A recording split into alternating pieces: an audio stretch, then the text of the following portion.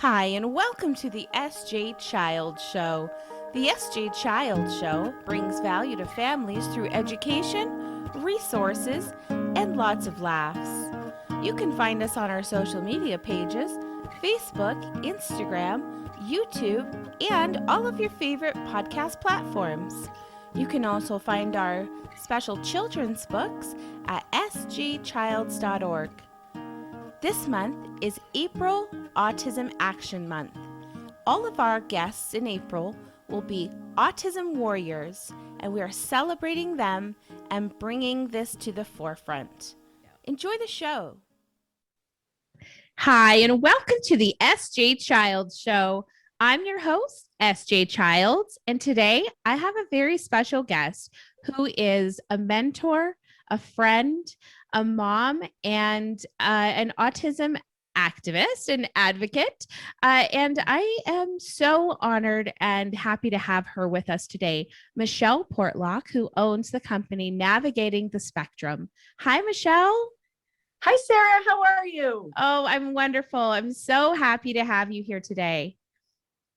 Thank you. I'm happy to be here. This will be fun. This is going to be great. I agree, definitely. You know, and you and I are both mothers to autistic children. And so we can have a really great discussion today. All of our episodes in April are going to be about autism. And we are saying this is Autism Action Month. Let's take action. Let's educate. So, yeah, we're so happy to have you here today. Thank you. Tell us a little bit about yourself and your company and Sure. Well, so I launched Navigating the Spectrum. I actually really launched it just in September of 2020, so it hasn't been too long. I completed a master's in behavior therapy a little over a year ago, or just about a year ago. And I decided to do that because there were some behaviors that I have two children who have official autism diagnosis, and one who's on the wait list to be tested, my youngest, and one son who's neurotypical. So we just run the gamut over here. We've got all kinds of fun happening. And so I just felt like as a parent that I wanted to know more, and I wanted to understand more, and behaviors, I just wanted to understand the why behind behaviors, because there were things that my children were struggling with, and I really wanted to be able to help them with it. So my reason in going back and getting my master's was for my children. And then once I got into the program, I was overwhelmed in a good way, I think, with the amount of information that I was learning. And I thought, parents need to know this. I can't be the only one. And I know I'm not. But I really just became passionate about sharing what I had learned and tapping into other autism activists, autism specialists, autistic individuals, and sharing that information through my podcast. So I have a podcast called Navigating the Spectrum with Michele Portlock, and that's the free arm to my business and what I do. And then I also essentially am an autism consultant, essentially. And my focus has been to help parents. That's where my focus has been, to help them navigate autism and the autism world. But it's been interesting because I've seen a little pivot in my business over time. And that has taken shape in the fact that I've started helping autistic young adults launch in life. And that I have really found so much joy in that. And we work on social skills. We work on resumes. A friend of mine she's a professional, and her focus is on women and their resumes. Her business is called Faithful Career Moves, but we created a resume process together. It's a workbook, and that's free also. And so I've been helping some autistic young adults create resumes, walking them through the process and what that looks like and what it really can look like to launch in life and what that means. So that's been super rewarding. But generally, I work with parents trying to educate and guide. So And it's That's a lot of so, information. yeah, it's so helpful. Our parents are really, they're the front line, and they are the ones who Mhm. really need the education and the support. And they need all of those types of resources to be able to guide their children in the correct, and not correct, but what feels best for their family. Yes. Because each family is different, and just like you Mhm. said, you're running in your family, and here I say we thrive in chaos over here all the time. If there's not somebody awake, there's somebody asleep, there's not somebody eating, there's just it's all over the place. But everyone's happy. And right, Mhm. isn't Yeah. that just kind of the underall, that's where we want it, the tone to be. Yeah, we do. We want them to feel safe and comfortable and happy and thriving to the best of their abilities. Yes, definitely. And I'm sure that, a lot of that comes with possibly finding out our children's learning styles. Isn't that how we need to Mhm. start in finding out, are they visual learners, are they audio learners, hand over hand, finding out those easier kind of like life hacks, if you will, to Mhm. not only assume that every student or every child is going to excel at only one way of learning. Yeah, I agree with that. There's one of the podcasts I did in the past was with a woman named Melissa Durkee, and she has a business called Navigating Education. And that is what she does. I took my son there, and I've actually referred so many people to her because I believe in what she does. And it piggybacks off of exactly what you just said. Our children can do a little battery of tests, and it essentially says, this is what kind of learner my child is, and or I am. I could do the Yeah. test if I wanted to. And it shows you where you're strong, where your strengths lie, and maybe where, I mean, I can call them weaknesses, but maybe where we're not so strong. And so I think that's important for everyone, but particularly our children on the autism spectrum, because we want our kids to be able to lean into their strengths. We're trying to build self esteem, we're trying to create an environment where they can succeed. And I think that all comes together when they know, hey, look what I'm really good at. Mm-hmm. And how about I find things that match up with what I'm really good at and lean into that and find my way in that way? And there's so many possibilities now with technology, with Yes.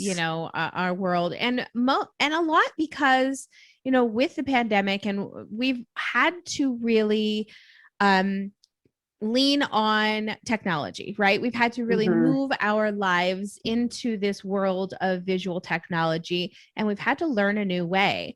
And Mm-hmm. I think moving forward, everybody would love to say, oh, get back to normal. That's not the case. It's not going to be a normal. It's going to be a new way of living, which is, Mm-hmm. more. Now we've found probably a lot of children that have said, this is great for me. I love to Yeah. learn online. This is so much better. And they're Yeah. excelling, whereas Mm-hmm. they would have never had the chance to have even known that. Mm-hmm. So I That's really so like that. true. Mm-hmm. I do too. I think we're opening up a world to just being more open to blending ideas and blending. I mean, right now, my kids are finally going back full time. And we were doing blended school. We were doing remote learning and in-person learning. And I thought that was actually pretty tricky Yeah. to kind of um, do both. But I noticed that my autistic son prefers it that way. And they don't, unfortunately, if you're going to school in person, you can only go to school in person, or you can choose to be remote. And he Yeah. does need some in person instruction. And so we chose to send him full time, but it's not his preference. Yeah. So it's just what he does. He excels best in that type of environment. Yeah. So it's interesting. Yeah, I have all these ideas, things I'd love to do to help to help autistic individuals succeed in a variety of environments. Yeah. So World changers. We're on our way. That's for sure. you know, I really want to talk about our personal lives, and not too mhm. personal. But I want to talk about it in the sense that I wanted to, like I had mentioned earlier, I really want to focus on females with autism because Sure. I think it's really unknown. It's still such this Mhm. unknown, almost like a stigma. And I I really want to bring it to the forefront, kind of how you have a daughter who is Mhm. older, who She's wasn't 18. diagnosed until she was older. And then Mhm. now a little one who is being diagnosed younger. Tell me what you how you look at it now and how your perception has changed. That's a great question. So, first of all, I knew nothing about autism when I was a new mom. I really just didn't know. And we even had a really great neighbor family that lived in my neighborhood growing up, and their son was clearly on the autism spectrum. I see that now, but I didn't see it then. And he would actually ring our doorbell and play. We'd open the door and he'd play the guitar and sing Beatles songs. And then he would say, okay. And then we knew when he said, okay, that he would turn around and leave. And it was the cutest thing. So the greatest experience or lesson that I learned from that experience was from my mom and her kindness. Mm. She was always so incredibly kind to him. And we knew it was unique Yeah. behavior, but she was so kind that we, as her children, just learned, oh, yeah, even with children and adults that may have unique behaviors, you just show kindness. Yeah. So luckily, I had that foundation. So when I became a new mom, I was watching my oldest, and she gives me permission to mention her name, so I can say my oldest is Brielle. Plus, she's my podcast number one. Yeah.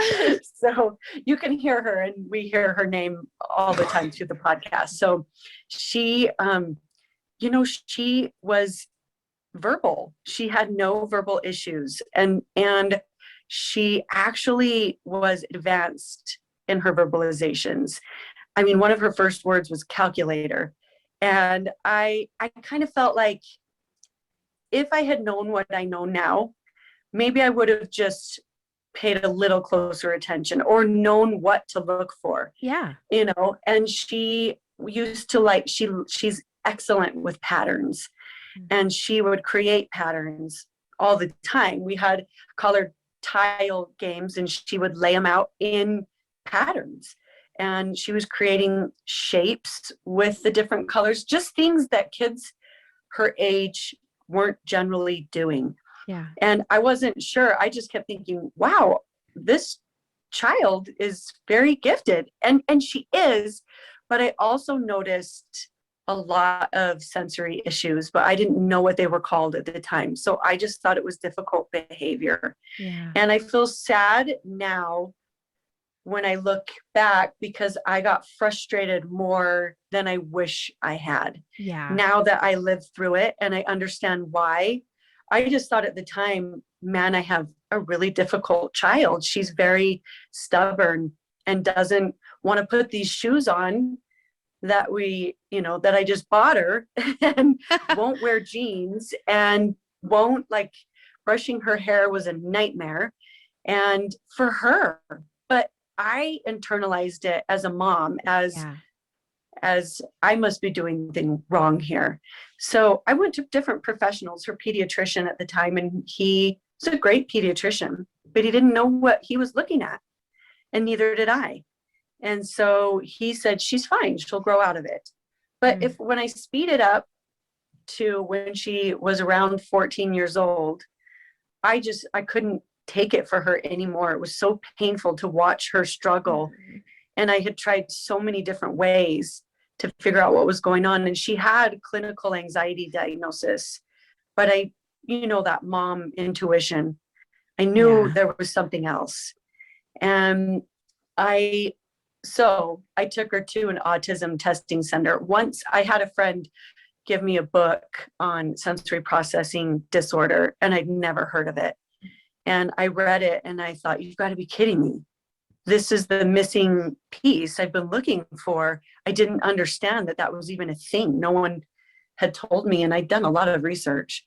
So she got a diagnosis, and it all came together. The sensory and the mental health pieces came together Yeah. as autism. And how old was she when she got her diagnosis? She was 14. 14. And and I felt so sad about that, because what you keep hearing from specialists is early intervention is key.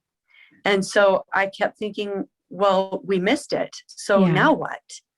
And, the what was, we'd been doing it all along. I had been sending her to different therapists and cognitive behavior. She'd done cognitive behavioral therapy, which was actually really challenging for her, because you're working on changing the way you think about your mental thoughts and your processes. So that's challenging because it requires change. Yeah, definitely. And so, but it is, I believe in cognitive behavioral therapy, but she was doing that. And we had tried neurofeedback, which I will say a lot of specialists bring that up. And I would ask a lot of questions before I would jump into neurofeedback. I'm sure it has its place. It did not change things for my daughter. Yeah. And so what I learned is there are a lot of therapy options out there, and not all of them will be a good fit for your child. The truth? No, that is the truth. Yeah. Mm-hmm. And don't just give up on one. If you go somewhere and it doesn't work, if you go to the pediatrician and your child is acting out of the normal milestones, if you will, you seek more therapists, seek more doctors. Don't stop, because you as a mom, me as a mom, we know our children. We know their day in and day out behaviors, and kind of like you said, not knowing, with it being your very first child and not having any autism experience, I can completely relate to that. Something that exactly what came up for us.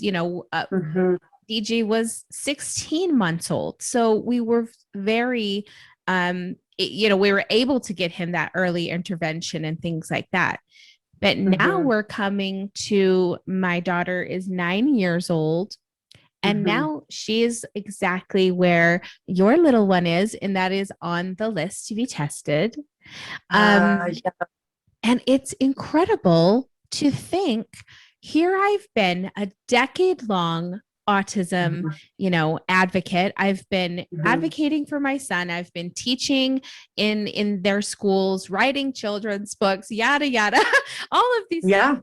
Yet it was under my nose with not only my husband, as you know, but also my daughter, and my oldest daughter, who is 21, and who we also spent 12 to 13 years going through different therapists here, there, and everywhere to never, ever get a real answer. And now I know why. And that's because the idea that girls have autism, the patterns that they show are just like male and female, 100% different from one another. There are no... we have to look at it that way now, don't we? Well, the other thing to remember for me, I have clients who have young daughters who were diagnosed really young, but often that shows up because their daughters may require extra supports from the start. And so, maybe they are nonverbal. Maybe they have, there are some learning disabilities that are evident. And so you go and the testing takes place. But when you look at girls in particular who need or require less supports, particularly academic, then they can get overlooked. It's horrible. It is. And so because they're missing out on some of these very specific therapies that they could be a part of, but even outside of that, it's the understanding that they gain of who they are and what why do I struggle with this? Why is this an issue for me? And then it also opens the door for parents to have more understanding and empathy and compassion as to, there's a quote that I actually, it's something that I say, it's a mantra. If she could, she would. Yeah. And I didn't know to say that for years. Yeah. Because I didn't even know that she couldn't. Yeah. And I just thought she should be able to. So why is this such an issue? I didn't understand. But then as we got the diagnosis and as my son continued to struggle, and yes, he does show autism differently than my daughter. There are some similarities, but they show it differently. And her stimming was in she kind of taps her leg up and down. And I didn't understand that as stimming. I didn't even get what that was. But my son, his is a little more typical. He does pacing round and round and round in circles as he's processing information. And so it looks more a little outside what you'd consider the norm to be, and if you can call it norm. I know, I don't right? even know anymore. I agree. So, but I'm just saying there is a difference. There are differences. And even with my youngest now, who's, she's 5, and I see things that she does. She just built a computer, I'll say, out of Jenga pieces, but they were all lined up. It was all in a straight line on the bottom, all in a straight line behind. And that's how she wanted it to be. And once things are in order for her, then she can create. And so a lot of times when you're coming up with an autism diagnosis, they ask, are they more black and white?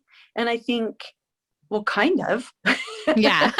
Kind of, a little bit. Things have to be in order, but then it's like once she sees the order, her little mind just unlocks and she creates all kinds of beautiful things. I love that. And I think that that's probably pretty typical, but with girls, it's just a little harder to see. Yeah. So what do you think about the idea? And this is going to be challenging our, laws of medical everything. Oh, sure. They love me. What do you think about changing the language though? Disorder, horrible word. Yeah. What if we called it a reorder of thinking? What if we got rid of the dis, we dis the dis, and then we reorder, because isn't it really the truth? There's no, they're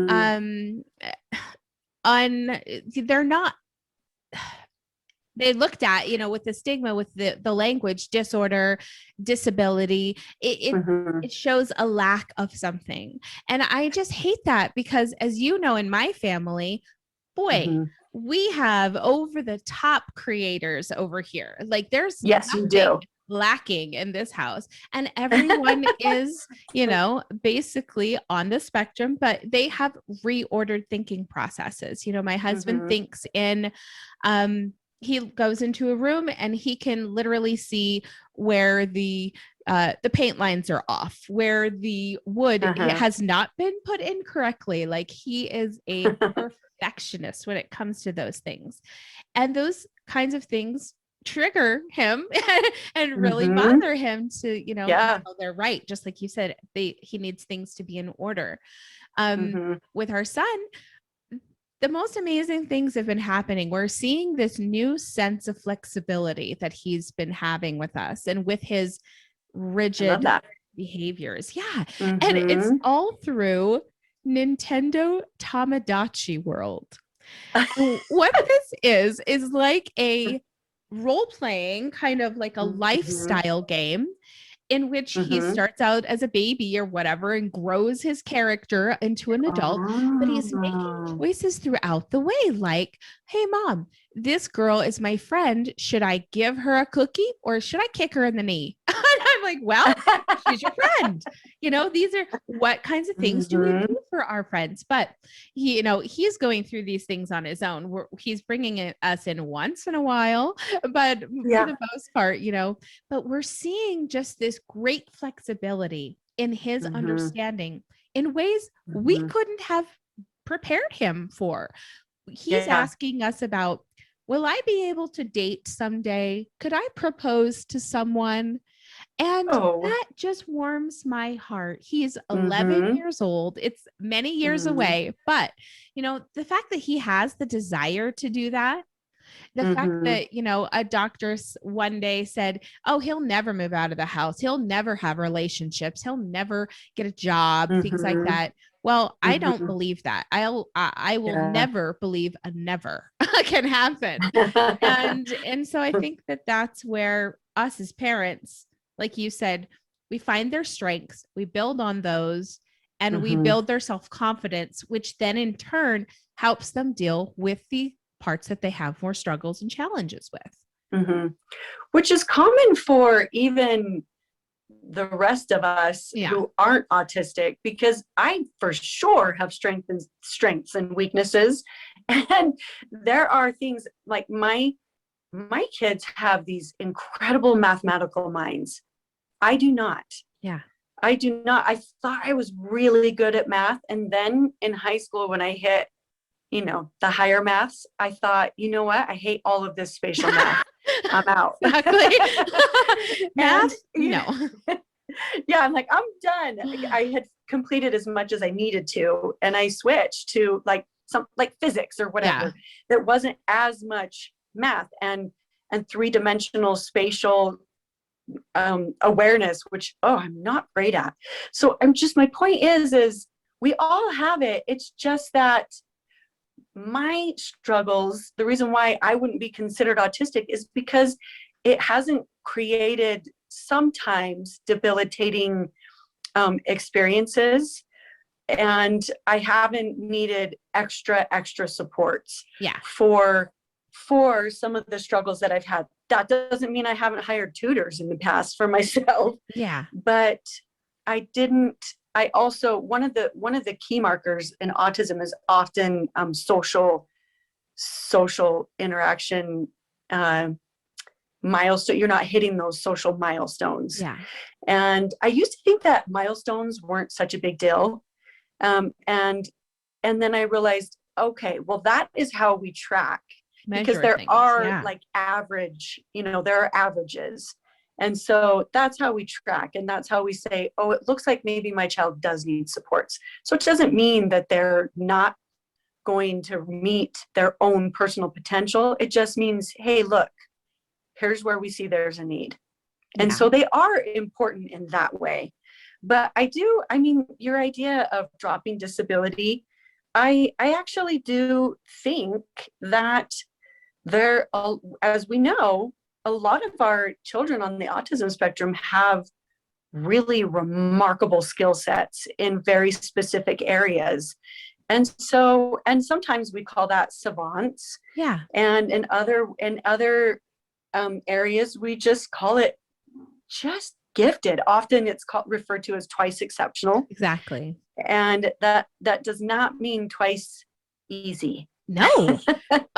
And I can be the first to say that, with a son who has memorized 25 languages at 11 years old, who still needs help, in filling up his water bottle. He still needs help putting his shoes on some days. And there are, we go into the school systems and for us, we've just come up to brick walls. Just absolutely. We're sorry. Your son is, does algebra in kindergarten. He can't, we don't have a first grade that can accommodate him. Good luck.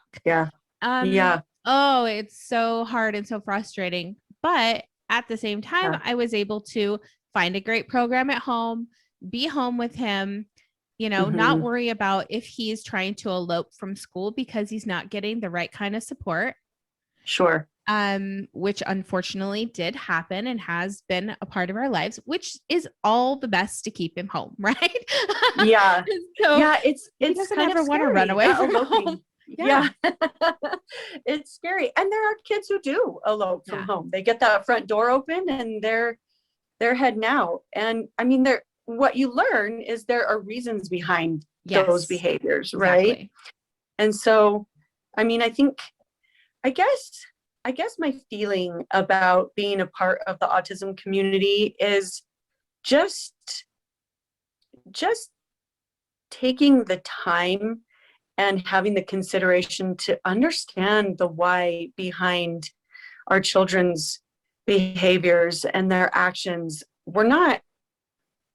There is a reason they're trying to communicate something in some way.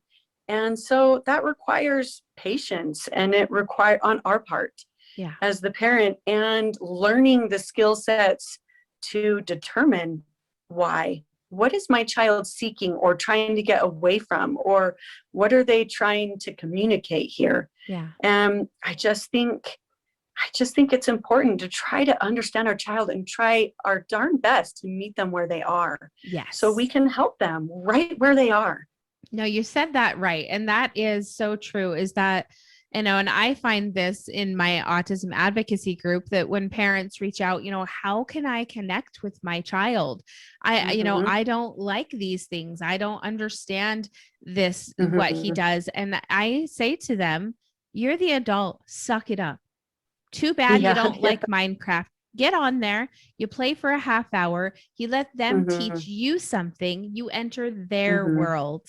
That is where those bonds of trust start to form, therefore opening up so much more for a relationship and depth in that kind of sense. That's so true. There are, I mean, for example, my son, who's 13, he loves anime. And when I say love, I really mean he's all in. Like, he's got anime pajamas, but they almost look like a costume, but it's soft. Like pajamas. And he watches lots of anime shows. We're somewhat careful because he's 13, because not all anime is appropriate for young children. So we try to be mindful of that. But I don't enjoy anime myself. I don't either. Yeah, I agree with I know what you're saying. Yeah. But in order to connect with him, my husband and I will say, show us your favorite anime series. And we'll sit. I'm going to be totally honest, I can't get through the whole series. I've watched like 3 or 4 episodes. I'm like, okay, I think I've tapped out. But the point is when he talks about his characters that he loves, I can talk to him about it. I can ask him about it and say, so he's taking private boxing lessons right now because his anime characters are strong. Ooh. And they can defend themselves or whatever. And so we're teaching him how, and he loves it. He's really good at it. That's and so one of his cool. Anime characters plays the drums. And so now he's taking private drum lessons. Oh, great. So we're finding how to pull interest out from what he loves. Yes. And incorporate that into his life.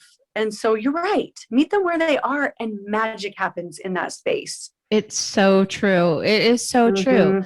Because when we expect our children to be adults, when we expect them to be aware of their experiences that they have no idea they need to be aware of yet, we are putting so much pressure, undue, kind of pressures on our kids, not to mention, when you come up, like you said, with the anime, I remember back when my oldest loved comics and anime as well. And the same thing, I was just like, no way. Like, this is not, you're not going to do your reading a comic book.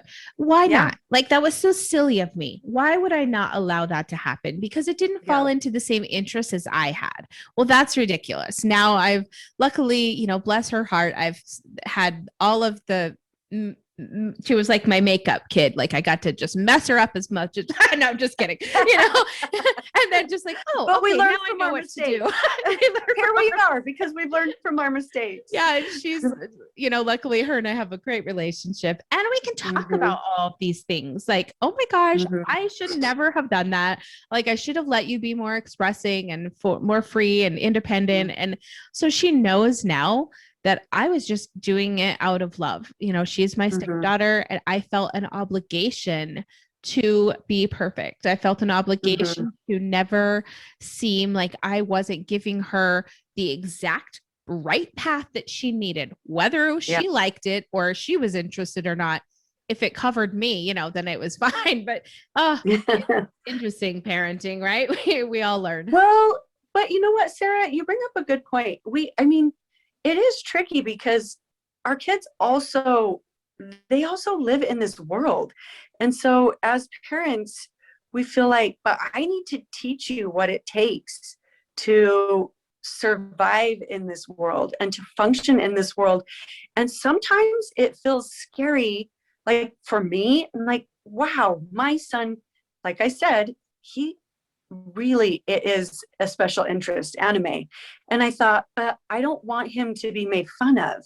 I don't want him to. So there is that protective nature in the parent, but I think, well, they're not going to care if we support them as parents. It starts at home.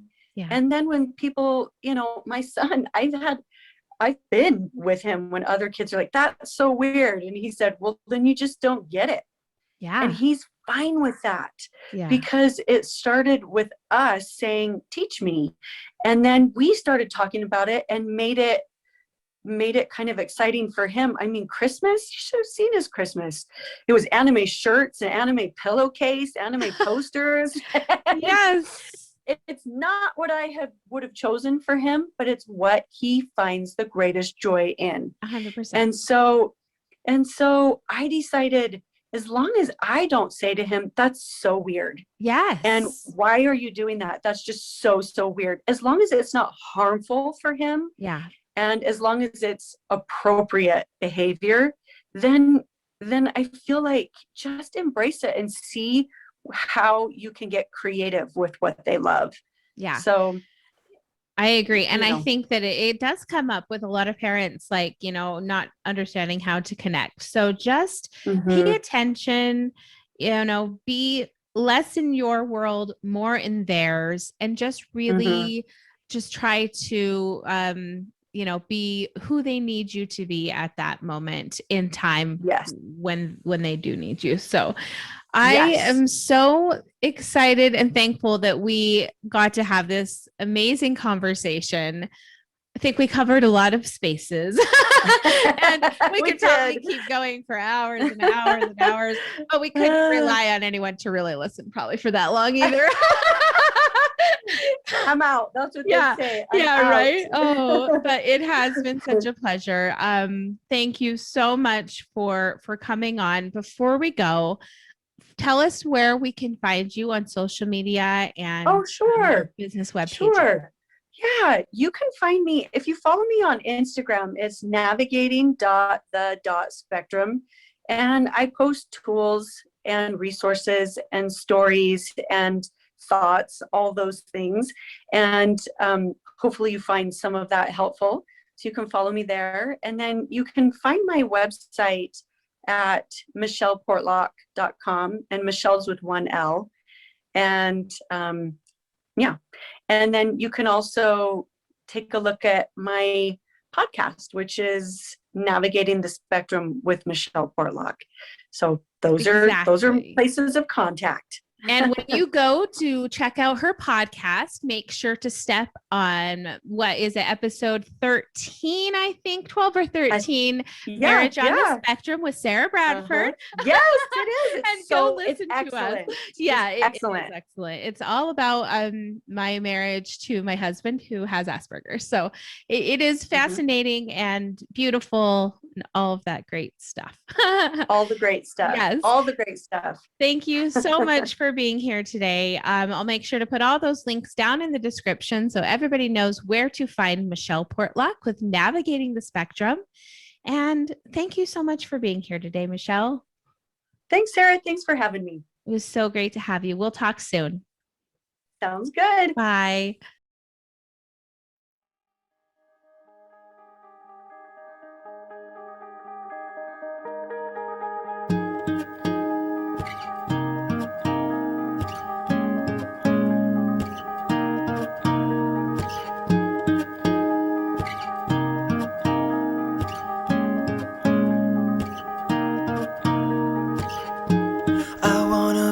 Kind of guy that keeps you warm at night when you are cold. I'll grab some blankets from my bed, wrap them around your chest, and I'll pull you close. We'll flip some channels to find out there's nothing on right now to ease your mind. Sit back, relax, there is no rush, no need to speed things up. All we have is time to think about the future, forget about the past. Time to figure out a way to make this moment last. To make this moment last. To make this moment last.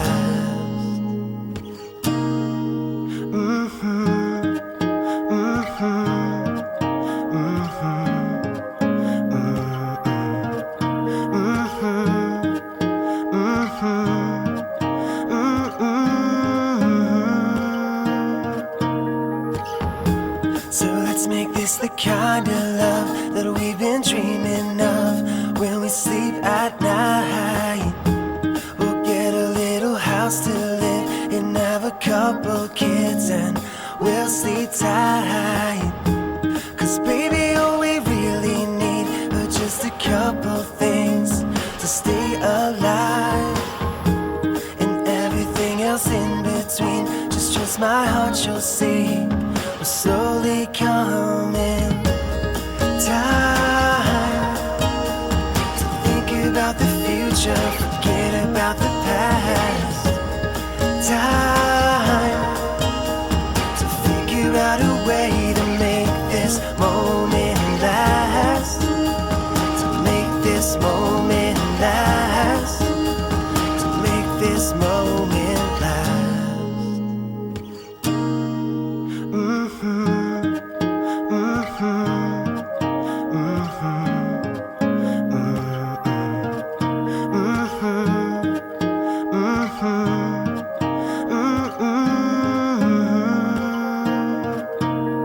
Sunrises, sunsets, I won't let you forget that I need you. Spring comes and spring goes, forever you will know that I love you. Sunrises, sunsets, I won't let you forget that I need you.